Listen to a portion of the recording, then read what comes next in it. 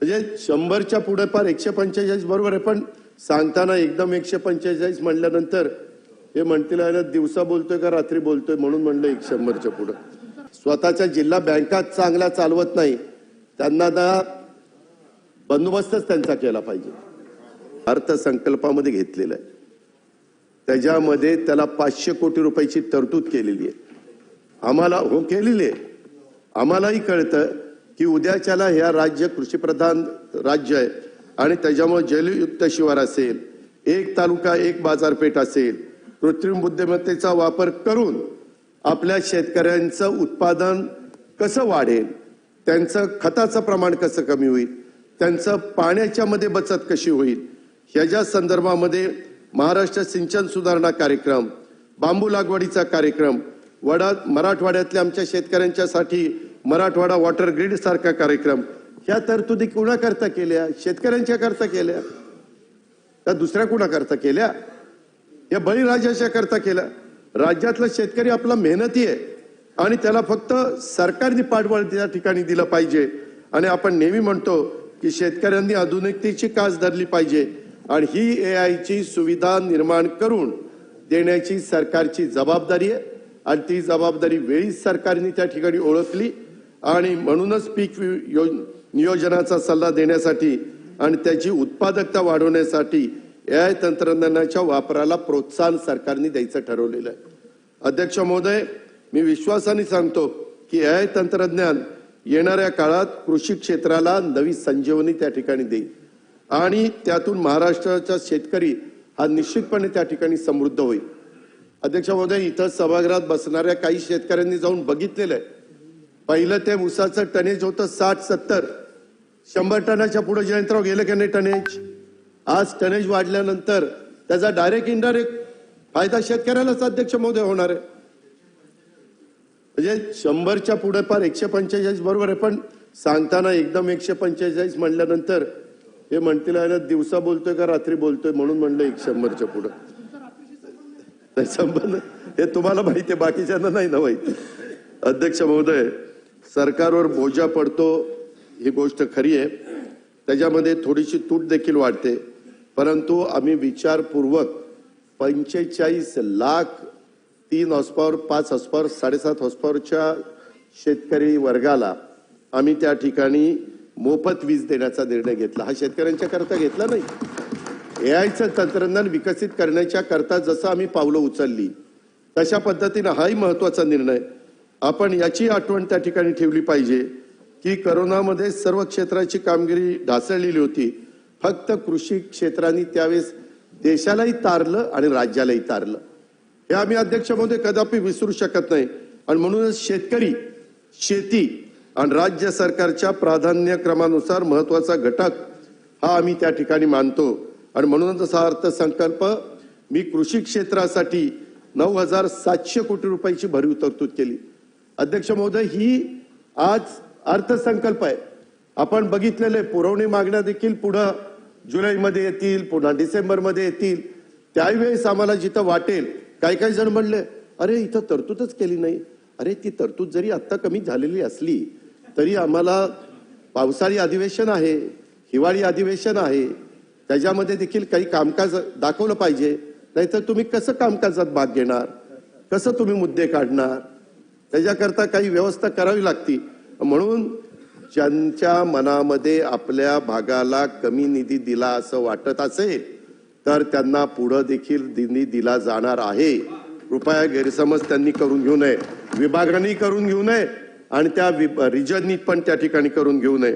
अध्यक्ष महोदय, आज 9,700 कोटी रुपये देत असताना याच्यातनं शेतकरी सक्षम होईल याचा उल्लेख मी त्या ठिकाणी केला. त्याच्यामध्ये $1 ट्रिलियन इकॉनॉमी करण्याचं, जसं $5 ट्रिलियन करण्याचा पंतप्रधानांचा एक स्वप्न आहे, विजन आहे, तसं आमचं राज्याचं $1 ट्रिलियन करण्याचं स्वप्न आहे आणि विकसित भारत, विकसित महाराष्ट्र करण्यात शेतकऱ्यांचा आणि शेती क्षेत्राचा देखील वाटा हा मोठा राहणार आहे.